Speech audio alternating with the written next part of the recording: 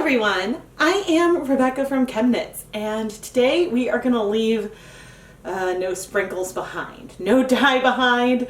We're going to dye some yarn with these leftover, oh that's getting crusty, these leftover sugar sprinkles. I went to my son's pre-K class and we dyed some yarn with them using a bunch of sugar sprinkles, and yeah, they used a lot and there's a lot left over. If you want to see the project I did with the kids, you can check out the other video. It'll be in the video description. But for now, let's use up this excess, all these extra sprinkles. I want to consolidate this a little bit maybe. Okay, they're mostly coming off. Some of it might stick to the plate. It's a little bit gummy. I mean, they did have wet yarn on it before. But at the very least, hopefully we can consolidate it a little bit. There'll definitely be some sugar still left behind, but we have a few fewer plates to work with now. I pre-soaked 100 grams of Knit Picks Stroll Glimmer yarn in actually the same pre-soak that I used for the pre-K project. It was just some tap water with a huge healthy splash of vinegar. And now, well, we're just going to try to pick up as many sprinkles as we can with this yarn, and I'm laying it on the plates, sort of pressing down. We'll flip it over, we'll press them on the other side, and I'm just sort of massaging this in. You might notice that I'm not wearing gloves, and that is for a few reasons. One, the kids weren't wearing gloves when we did this, and so I figured it's only fair. Oh gosh, I am getting really, really deep in there.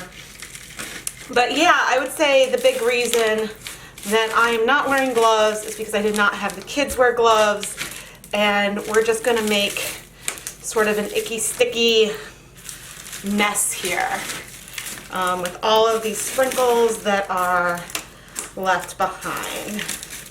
Sort of hand painting with them, and really just sort of pressing them into the yarn.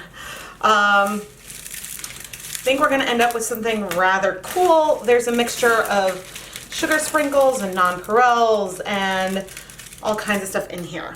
Hopefully the yarn doesn't end up too tangled or anything, but I guess I am recklessly optimistic. And goodness, I know I am going to have to absolutely do some serious cleaning later on. Oh my. Okay, we've got some more white there. Hopefully, if I show up at school for pickup with my hands like this, they're gonna be like, what did you do? Definitely none of the kids ended up that dark, but I think probably one of the biggest perpetrators for the dumping was Lucas.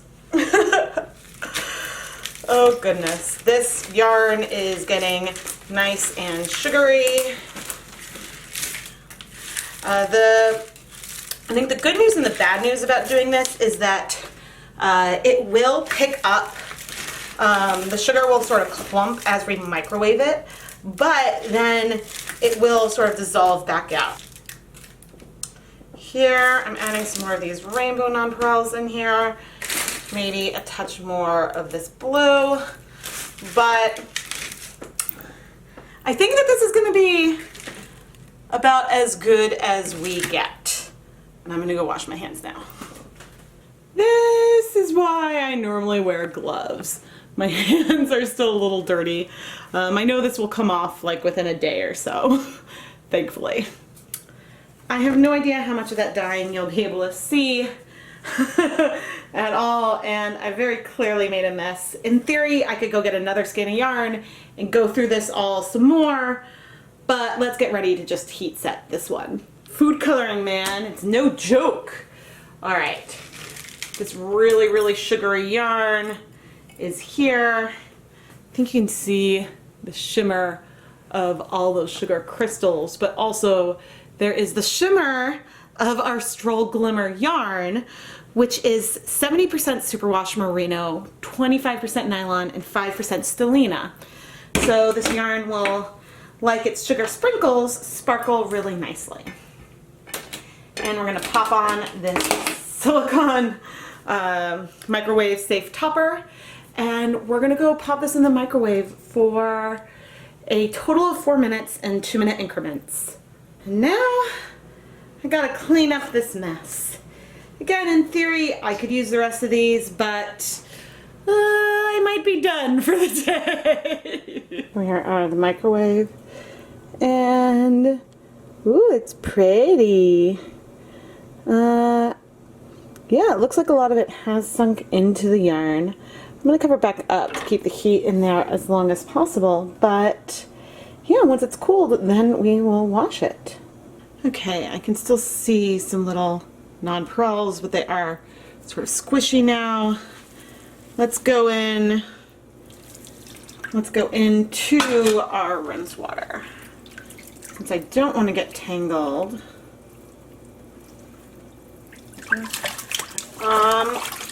First pass, that's pretty good. I'm not feeling any chunky sugar this time, which is honestly really, really good. I shared this in the vlog, when I was doing the kids stuff, some of that sugar got a little crispy. And here, I think I massaged it into the yarn and my hands a little bit better. I will end up doing a couple rinses with soap. I am using warm water right now, which I know will cause a bit of bleeding, but I want those nonpareils to bind. Sorry, give me my pine. Oh, this is definitely tangled. But it's easier to fix once it's dry. I want the nonpareils to dissolve in the water, so that way they don't end up sticking to the yarn. But I'm going to go ahead and rinse this clean one more time with a soap. And if the bleeding doesn't stop, then I'll soak it with a little more vinegar. But I'm actually really optimistic that I'm not going to see a ton of bleeding here. So next time you see me, I'll be back with the finished dry yarn.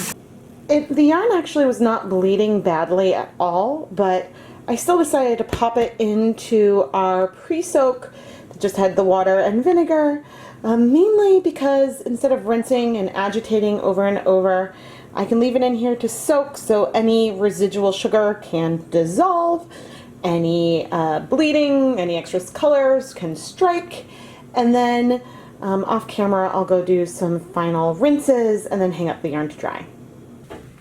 Here is the finished sparkle speckled yarn.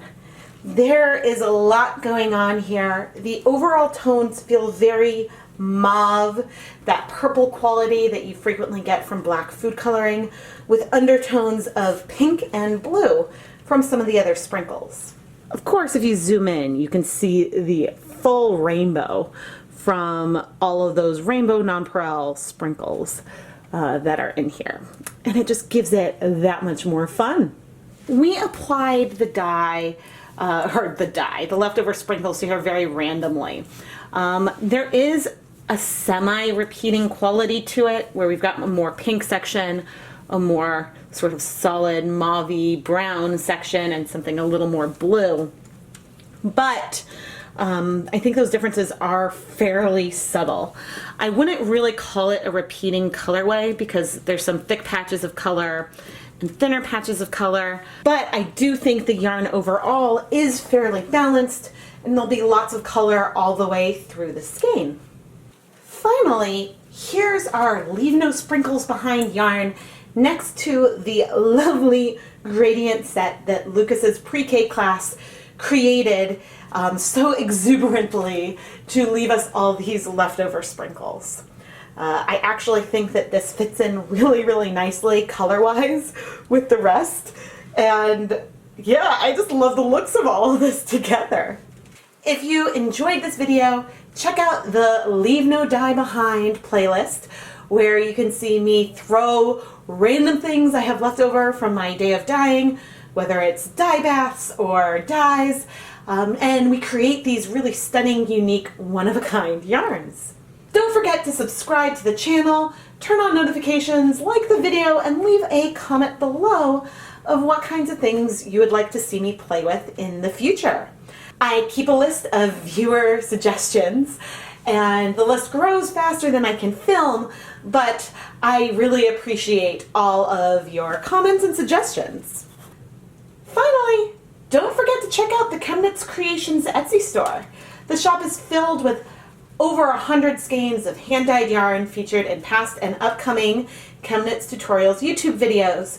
So you can watch me make the yarn and then bring it home and turn it into something wonderful.